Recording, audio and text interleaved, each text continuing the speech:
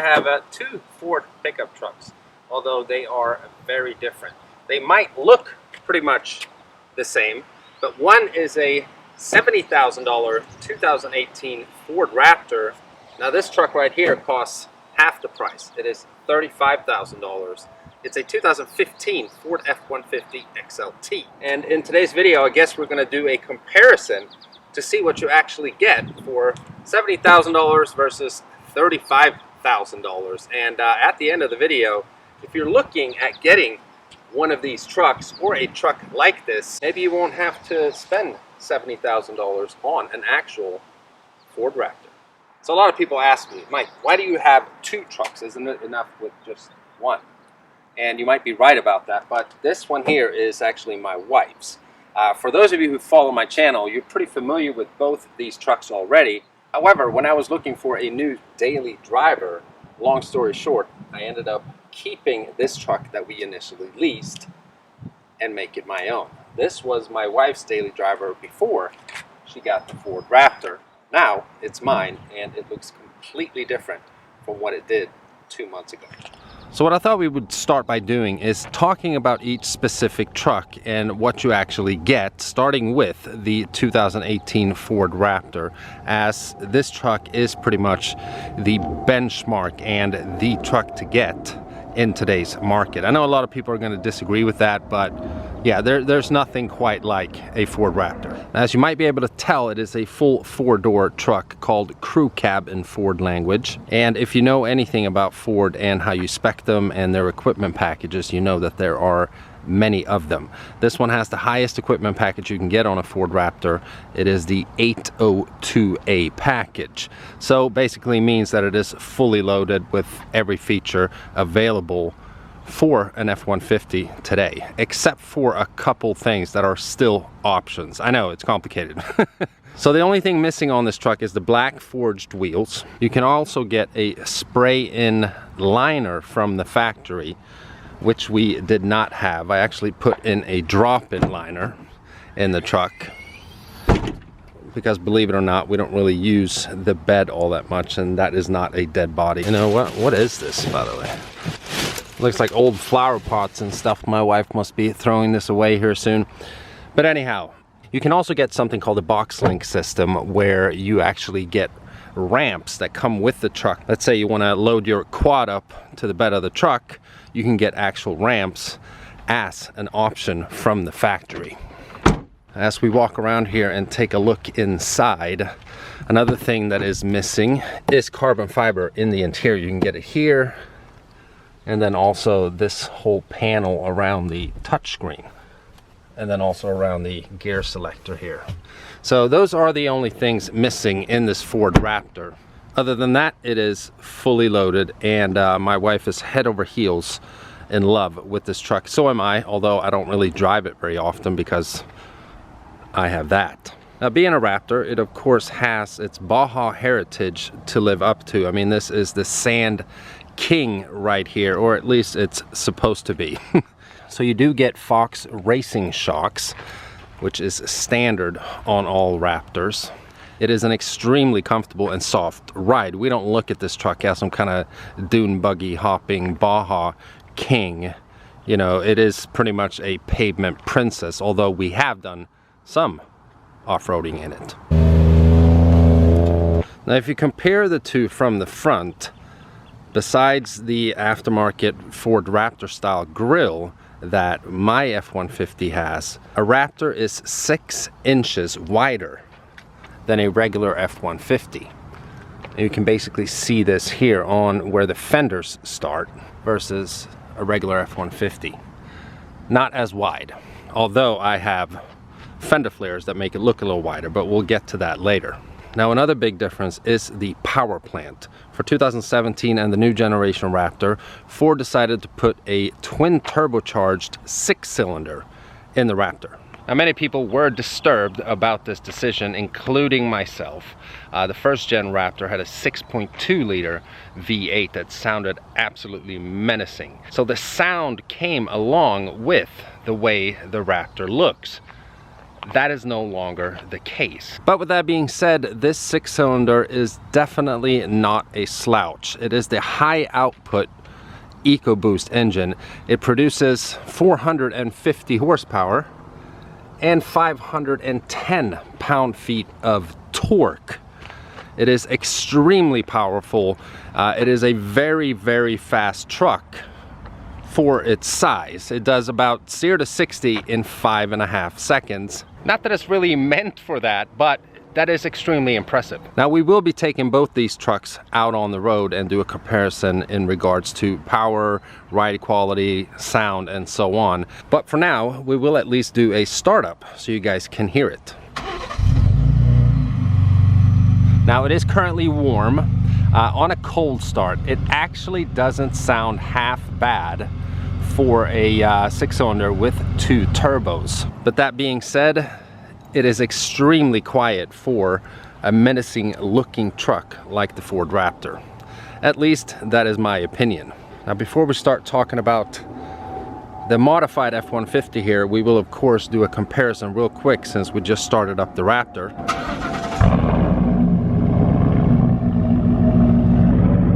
And yes, it is an aftermarket exhaust on this truck. It is a Borla Atak, but still in stock format, a 5-liter V8 F150 sounds a whole lot better than the Ford Raptor. So let's take a look inside here.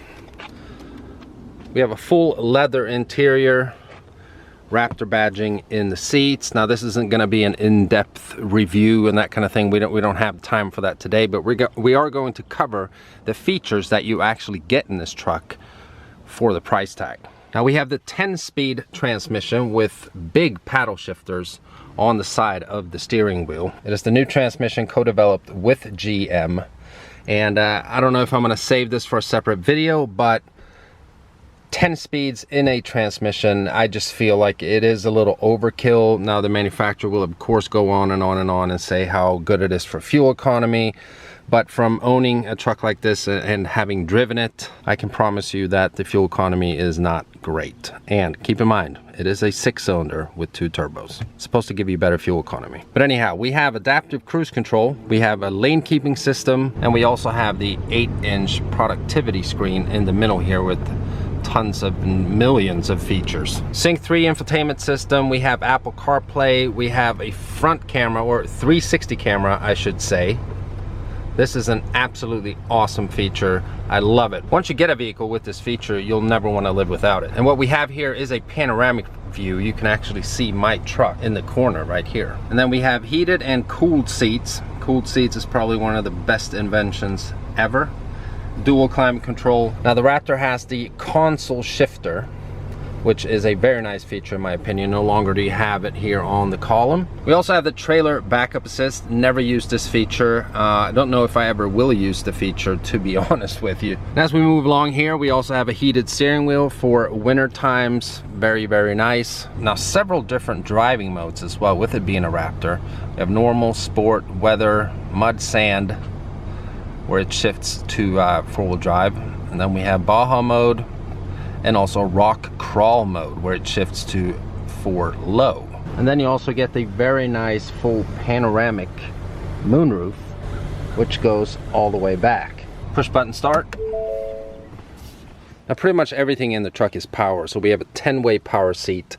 The Raptor does not come with massaging seats, so that is a missing feature from, let's say, a Platinum or a Limited or even a King Ranch trim level F150. Steering wheel is power tilting as well. We have 3 different memory settings for the seats, and this isn't a feature specific to the Raptor at all, but this is a crew cab. You have amazing room back here. Now we also get 2 USB ports back here, full power plug. We have a 12-volt as well. And it's just very nice for people sitting in the back, which is mainly my 9-year-old stepdaughter and her little friends. Now there are a couple things that we've done different to this Raptor since we got it. One is powder coating the wheels black. This truck came with the cast wheel option, which in my opinion looks horrible. It looks 10 times better with the wheels powder coated in black. I already mentioned the bed liner that we put in. We also got a tonneau cover. Very nice tonneau cover. Had some issues in the beginning, but it is working just fine now. It of course has the big Ford Raptor grille, LED daytime running lights. The front bumper is Raptor specific with a big skid plate underneath, BF Goodrich tires.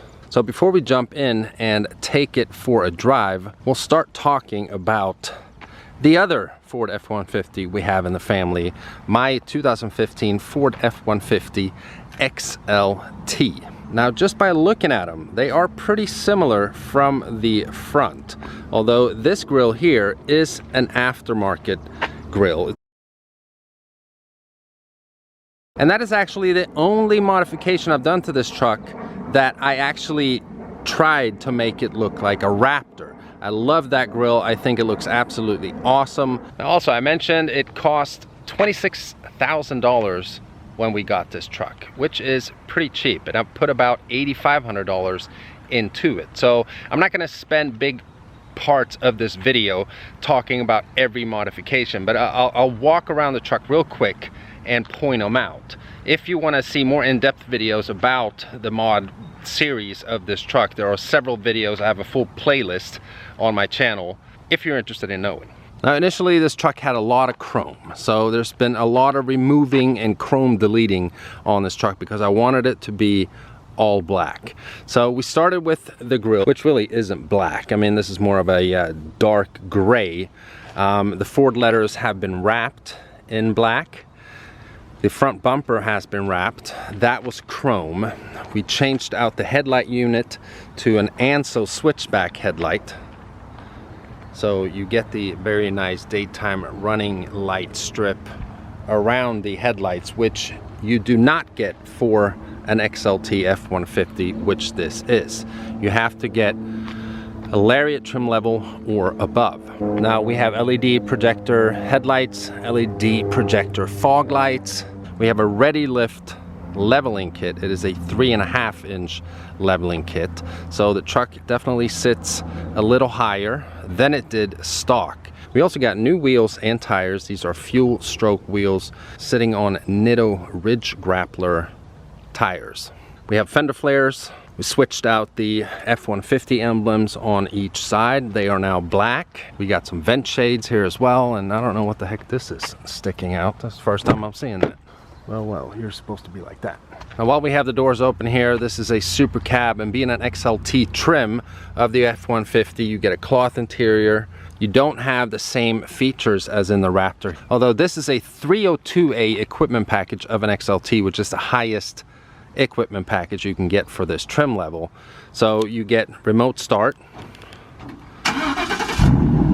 you get a power sliding rear window, 8-inch infotainment system, heated seats is an option, and you have a full power plug as well. There's no front camera, although there is a backup camera, but there's no lane keeping system, there's no heated seats, there's no adaptive cruise control, there's no memory settings for the seats, there's no cooled seats, there's obviously no leather, and so on. So there's a lot of stuff, technical features, so to speak, that you're missing out on when you buy an XLT trim level F-150. So basically, when you get a Raptor, it's a luxury truck. It has, you know, every feature you can think of. It is absolutely amazing.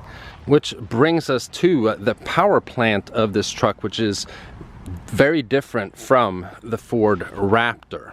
This truck has the 5-liter V8, which is an absolutely awesome engine. It produces 385 horsepower and 387 pound-feet of torque. Now, we also went ahead and added a Roush cold air intake, which supposedly is supposed to add around 10 horsepower to its already 385. But I'll be completely honest with you guys, when we put these wheels and tires on, and I haven't weighed them, but I can promise you they weigh at least 100 pounds each.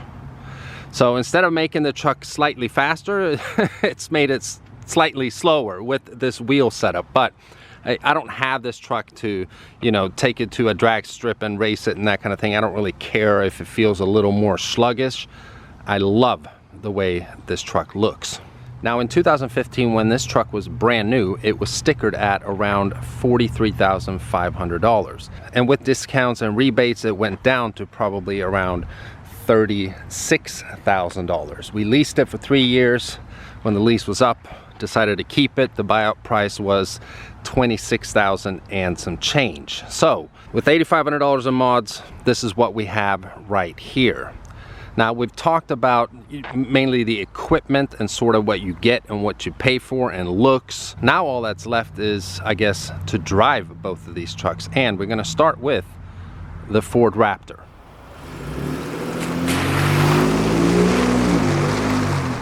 So yeah, like I said, the one thing that is missing from this Ford Raptor is definitely the sound. It is very quiet, although that is nice if you're just planning on cruising along on the highway. But when you stomp on the pedal,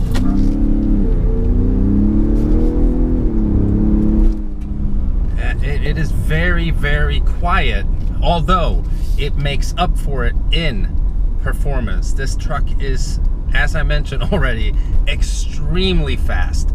The 450 horsepower and the 510 pound-feet of torque gives this big vehicle unbelievable performance. And also, in regards to the ride, the Fox Racing shocks makes this truck extremely, extremely comfortable. And it's like driving a Cadillac. Oh yeah, we have a collision warning system in the truck as well. Now the percentage of people that actually buy a Ford Raptor and then they go out and drive it the way it is made to be driven, I think is very, very small. Most people are going to use this truck as a means of transportation to get from A to B, and maybe utilize the bed, of course, with it being a pickup. So my opinion of the Raptor is that it's actually more of a luxury vehicle than an off-road king and a Baja Desert conqueror. Like we pointed out already, it has every thinkable luxury feature that you could want. The only thing really missing is the massaging seats in this truck. Now we all know it looks extremely menacing, although it doesn't sound like it.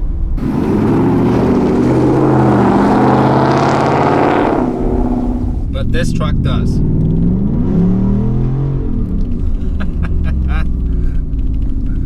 This Borla Atak system on this F-150 makes the truck just scream, and it sounds like, in my opinion, a truck should sound like, that looks like a Raptor. Now I've mentioned in a previous video that I am dissatisfied with this leveling kit that we put on the truck, because it basically just stretches out the suspension that you already have on the truck, and it makes the ride very, very stiff. So in the future, I will actually be getting another lift kit and possibly putting some Fox Racing shocks on the truck. As you might be able to tell, it's very, very bumpy on these roads. In this truck, you don't get that eloquent feeling you get in a Raptor. Although I'm not sure that you're supposed to have that feeling in a Raptor, but you do. This truck is just very, very raw. It's not as powerful as the Raptor, but it sounds a whole lot better. And with me having modified this truck, it's become more personal to me. So I love it. It is a different experience and feeling having a modded vehicle versus a vehicle that you've bought from a dealership, and it's pretty much still the same. So in this video, I guess I pretty much am just doing a comparison between a fully loaded, luxury truck, the Ford Raptor, versus a mid-range Ford F150 that I have put some time and money into to make it look sort of unique, I guess. A lot of people thought that I initially wanted to make this truck just be another Raptor with a V8. That was never really my intention, except for the grille. I love how that looks. This truck has a lot more personality now, and I can honestly say that I like this more than the Ford Raptor. And I guess that I hope that for someone that's watching this video and they're looking at getting a new truck and they're on the fence, if they want to get something, brand new that costs a whole lot more money, or if they want to get something that is used that they can get for a whole lot less money, put some money into it and make it their own. That is, of course, something that you yourself would know better than anyone else. But why don't we ask my wife what she thinks, because she's driven both of these trucks. You didn't think I was gonna film, huh? No. So you currently drive the Ford Raptor. You drove this for 3 years, although this is very different now. What is your take on the two trucks? What's the main difference? Just the ride, I would say. The ride? Yeah. This one, it's bumpier now, and it's a lot louder, which I don't dislike it, but I'm not like a huge fan either. Right. But it looks like it's gonna swallow up the Raptor now when it's sitting next to it or in front of it. So Right. it's like bigger and meaner looking, and I like that look. So Yeah. it looks nicer, I think, than the Raptor now. I'd prefer the Raptor though. I like the luxury drive. I like all the features. That's what it is. The Raptor is a luxury vehicle. It really is. Not. I was saying earlier in the video, I don't think many people who buy a Raptor, they're actually gonna, use the truck for its, intentions, which is, a Baja King, like a desert, race truck, pretty much. I mean, it's still gonna be a pavement queen and be driven from A to B, and maybe throw something in the bed every now and then, and they want to have a cool looking truck. Yeah.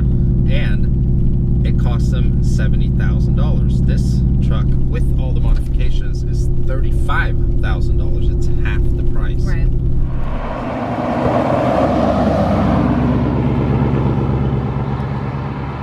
All right, so there we have it. Twin turbocharged V6 fully loaded Ford Raptor, $70,000 versus 5-liter V8, $35,000 as it sits. 2015 Ford F150 XLT. There's no question that the Ford Raptor is a better truck, but are you willing to spend the money to get it versus something like this? Let me know which one of these trucks is your favorite. And to end this video, we are of course going to have a rev battle.